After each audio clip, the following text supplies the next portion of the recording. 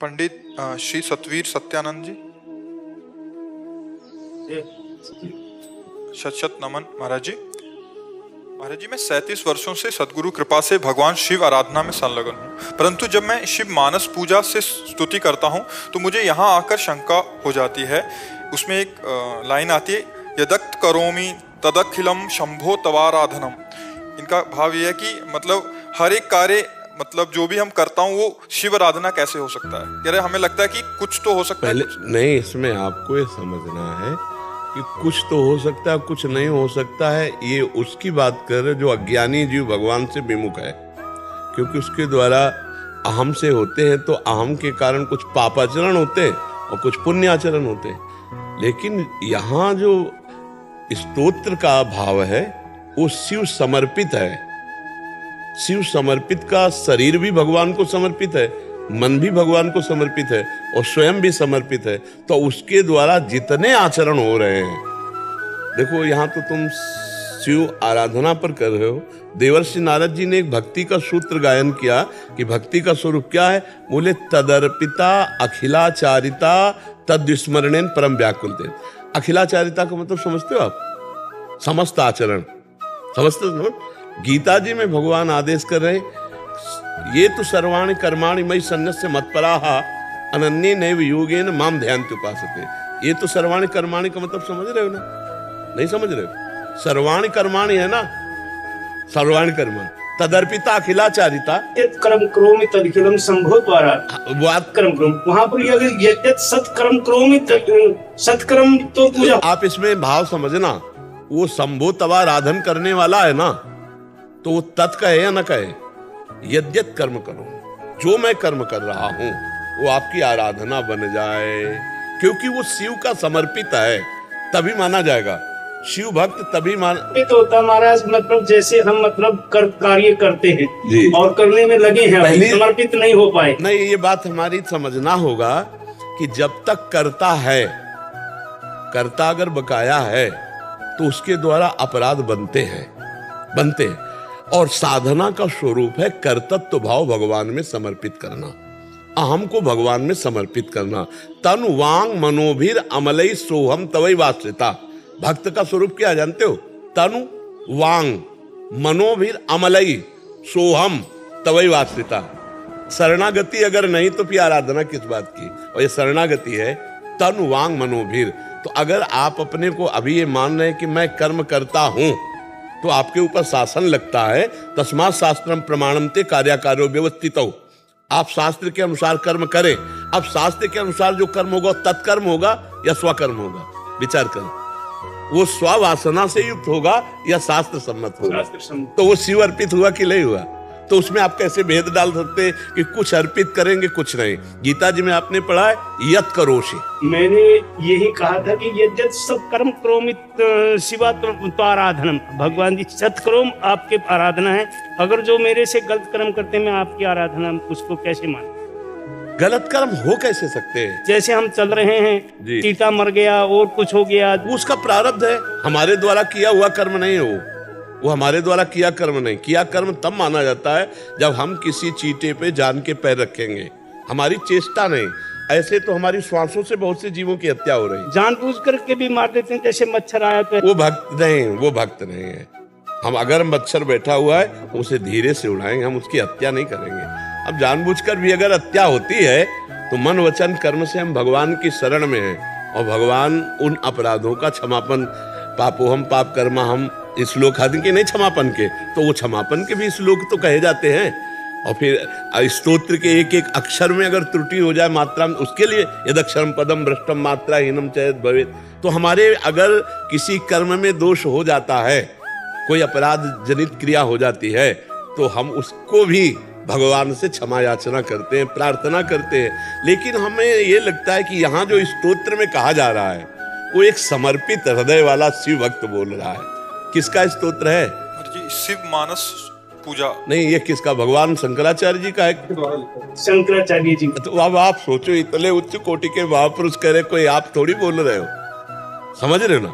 आद्य गुरु भगवान शंकराचार्य जी बोले, इसीलिए तो हम कह रहे तो भक्त में या उच्च कोटि के महापुरुष में असत क्रिया की संभावना ही नहीं होती। और दूसरी बात आपको और बता दे, यदि चंदन डालो आग में तो आग हो जाएगा, लोहा डालो आग में तो आग हो जाएगा, और बिष्ठा पड़ जाए तो आग हो जाएगी। अगर आप ऐसे हो जाओ, देखो शरणागत और ब्रह्मबोध संपन्न महापुरुष, अगर पूरी सृष्टि का विनाश हो जाए तो भी उसके द्वारा अपराध नहीं माना जाएगा, क्योंकि वो भगवान में पूर्ण तन्मय और वो स्वरूप में स्थित। अर्जुन जी को भगवान ने यही समझाया है कि तुम अपना मन बुद्धि मेरे में स्थित कर दो, इसके बाद मैं हूं अहम तो हम सर्व पापे भ्यो मोक्षयिष्यामि मा शुचः सर्वधर्मान् परित्यज्य मामेकम और मय्येव मनाधत्स्व मयि बुद्धिं निवेशय। तो निवसस्य, तू कहाँ रहेगा, तू मेरे में रहेगा। तो वहां गुरुजनों को मार रहे हैं, तो हम थोड़ा उठें, इस कर्म प्रपंच से उठकर थोड़ा भगवत शरणागति और आत्मबोध की तरफ समझे, तो हमारे अंदर ये प्रश्न ही नहीं रह जाएगा। एक सिद्धांत में आता है, गुण तुम्हार समुझे निज दोषा, जेहि सब भांति तुम्हार भरोसा।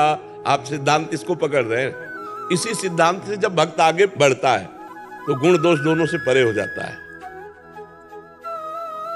सुनो तात मायाकृत गुण और दोष अनेक, गुण या उभय न देखी देखी सो अविवेक। वो ऐसे हो जाता है और कहता है अगर जबान से निकलेगा तो हे श्री कृष्ण आपकी वाणी, हाथ से जो कर्म होंगे हे श्री कृष्ण आपके, क्योंकि हाथ ये अंतःकरण ये आंख ये कान सब आपको समर्पित हो चुके हैं। स्तोत्राण सर्वा गिरो, वाणी जो निकलेगी सब आपका स्तोत्र होगा, और जो भी कर्म होंगे वो सब आपकी उपासना बन जाएगी। उसी भाव को तो आद्य गुरु भगवान शंकराचार्य जी कह रहे हैं, हमसे जो कर्म इस शरीर से बनेंगे। अब वो समझाने के लिए कह रहे हैं, अब हम नहीं रह गया, मैं नहीं रह गया, दोनों का मैं लीन हो जाता है। जो उस कोटि तक जाने के लिए हमने यद्यत सत्कर्म करोमि तत्फलं संभोत आराधनम, सत्कर्म को ही आपकी आराधना माना है। हम ये कह रहे हैं नहीं, असत उपासना से असत हो ही नहीं सकता। जैसे सूर्य प्रकाशित हो गए तो अंधकार की चर्चा ही नहीं है। आप असत की सत्ता क्यों पकड़े हुए हैं? ना सतो विद्यते भाव ना भाव विद्यते सत्ता, आप क्यों पकड़े हुए हैं? बात तो यही है ना। हमारी बात जो बार बार हम आपको समझा रहे हैं, इस जिसकी सत्ता नहीं उसको इतना जोर से क्यों पकड़े? उसकी सत्ता है क्या? ना सतो विद्यते भाव। आप भगवान के भक्त हैं, सूर्य का प्रकाश होने पर अंधकार रह नहीं सकता। अगर अंधकार है तो फिर अभी सूर्य उदय नहीं हुआ, तो फिर हमको प्रायश्चित करना चाहिए, जो हमसे अपराध बने, और सत्कर्म भगवान को अर्पित करने चाहिए। पर ये उच्च कोटि के महापुरुष की स्थिति जहां तवार्चनम है, वो भगवान शंकराचार्य जी बोल रहे, आप अपनी स्थिति से उस बात को नहीं समझ पा रहे। जी वो पूरा जो श्लोक है ना, उसमें शरणागति का बहुत सुंदर वर्णन है। एक दो लाइनें वाली, वो कह रहे हैं, हे शंभो आप मेरी आत्मा हैं, माँ भवानी मेरी बुद्धि है, मेरी इंद्रियां आपके गण हैं, एवं मेरा शरीर आपका ग्रह है। संपूर्ण विषय भोग की रचना आपकी ही पूजा है। मेरी निद्रा की स्थिति समाधि स्थिति है। मेरा चलना आपकी परिक्रमा है। मेरे शब्द आपके स्त्रोत हैं। वास्तव में मैं जो भी करता हूँ वो सब आपकी आराधना है। बिल्कुल, बहुत उच्च कोटि की स्थिति है तो आद्य गुरु भगवान शंकराचार्य जी। आप मैंने पुष्प आपको कल अर्पित किया था, जो मानव जीवन का लक्ष्य के रूप में। जी जी, और छोटा सा विश्व के लिए हम कोई अगर गलती हो गई तो हमें बुला करके सीधा कर दो। हाँ, अभी उसका समय तो नहीं मिला कि हम उसका स्वाध्याय करें। एक बार उसे देखेंगे फिर आपकी चर्चा करें। उसमें मैं आपका हाँ, और पहली बात तो आप ये समझ लीजिए कि आप ये जो कर्ता बने हुए हैं, इसको थोड़ा आप मिटाने की कोशिश कीजिए। ये आप कर्तृत्व भाव में बहुत अधिक लिप्त हैं। आपसे कराया गया है, आप इस पर आइए, अभी सुखी होना शुरू हो जाएंगे। आप कोई व्याख्या नहीं कर सकते, आप कोई किसी भी ग्रंथ को प्रकाशित नहीं कर सकते।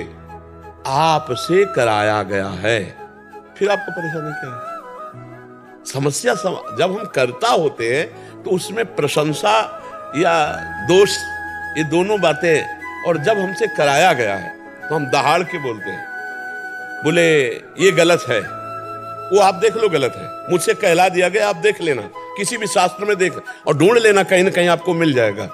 क्यों? हमें पता है मैं नहीं बोल रहा हूं, मेरे अंदर से बैठा हुआ प्रभु बोल रहा है, और जब प्रभु बोल रहा है तो हर शास्त्र प्रभु के हैं, आप लिख लो। तो थोड़ा कर्तव्य भाव पर मिट्टी डालने की कोशिश कीजिए और उसको घुमा के लाइए कि भगवान शंकर की प्रेरणा, गुरुदेव की प्रेरणा, हरि की प्रेरणा से ऐसा वो हुआ, और अगर कोई सुधार की जरूरत हो तो प्रभु बता देना। कर्तव्य भाव को हटाने की कोशिश कीजिए। ये कर्तव्य और भोक्तत्व भाव में विमूढ़ता छुपी रहती है। ये मतलब थोड़ा आप समझना, अहंकार विमूढ़ आत्मा करता हमिति मन्यते, मैंने ऐसा किया है, मैं ऐसा कर सकता हूं, मैं ये करूंगा, इससे ऊपर उठिए थोड़ा। आप समझ पा रहे हैं?